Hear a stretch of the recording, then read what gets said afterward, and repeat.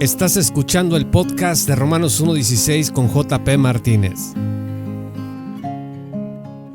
De acuerdo con el portal Jewish Virtual Library, los datos recientes del 2023 muestran que en el mundo existen alrededor de 16.783.105 judíos.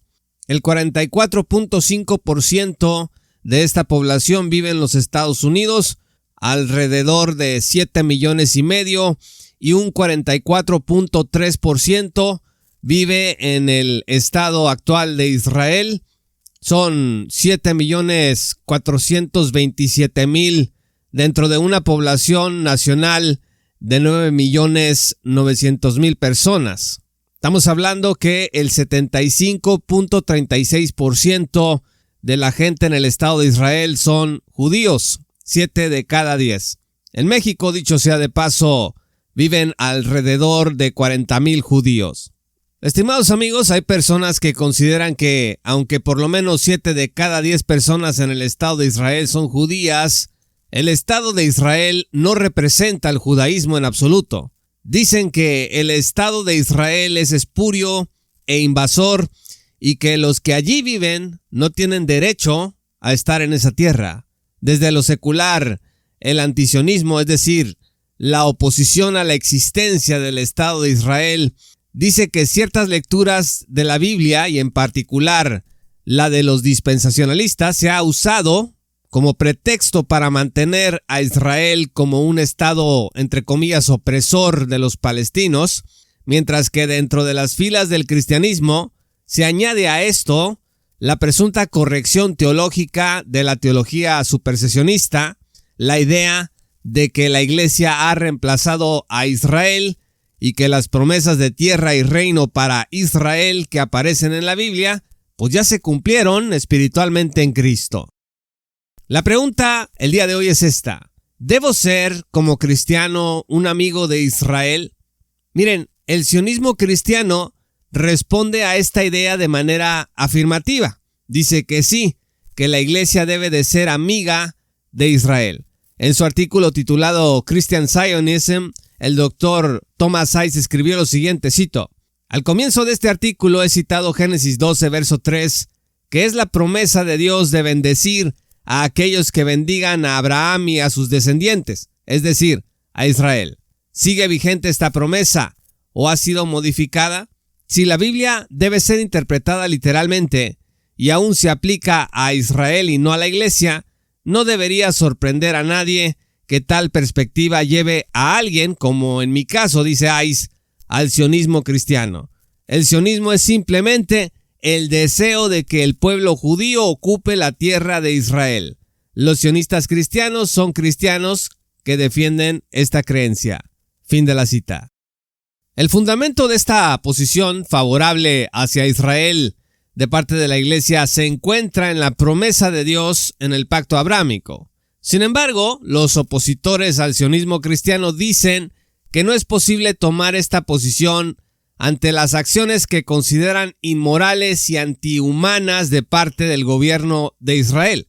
Si Israel, por ejemplo, lanza una bomba en Gaza para tratar de destruir a los responsables de la masacre del 7 de octubre del 2023, en la que murieron asesinadas brutalmente alrededor de 1,200 personas y 250 fueron secuestradas durante la festividad del Simchat Torah, pero resulta que en el ataque acaece muertes colaterales de inocentes, pues los críticos van a decir que no pueden hacer lo que dice Génesis 12, verso 3, porque no se puede bendecir la muerte de personas inocentes. El problema con este enfoque es que juzga la promesa de Génesis 12 sin distinguir entre el papel de Israel dentro del plan de Dios y las diversas circunstancias históricas por las que ha atravesado. Les voy a dar un ejemplo. Miren, Elías profetizó contra la nación una sequía de 3 años y medio, debido a la idolatría del pueblo que había sido promovida por Acab y su esposa Jezabel.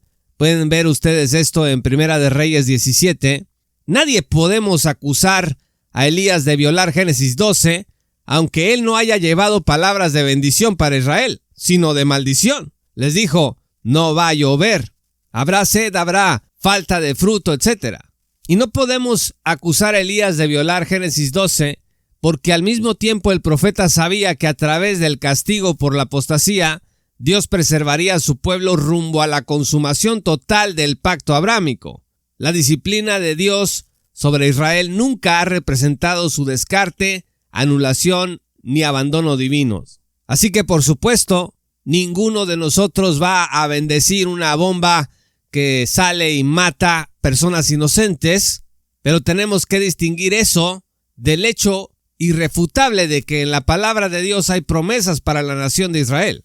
Entonces, yo puedo estar en desacuerdo con el gobierno israelí y al mismo tiempo ser fiel a la promesa de Dios en Génesis 12, orando por el pueblo de Israel, no solo por los judíos fuera del Estado de Israel, sino por los que viven dentro de él, y su plena restauración y salvación futuras.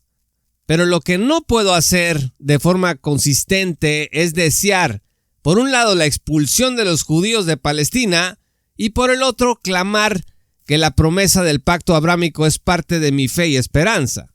Ahora, la forma en la que muchos cristianos han logrado aceptar esta contradicción es diciendo que ellos, como gentiles, son el verdadero Israel y que las promesas de tierra y reino son espirituales, no literales étnico-terrenales.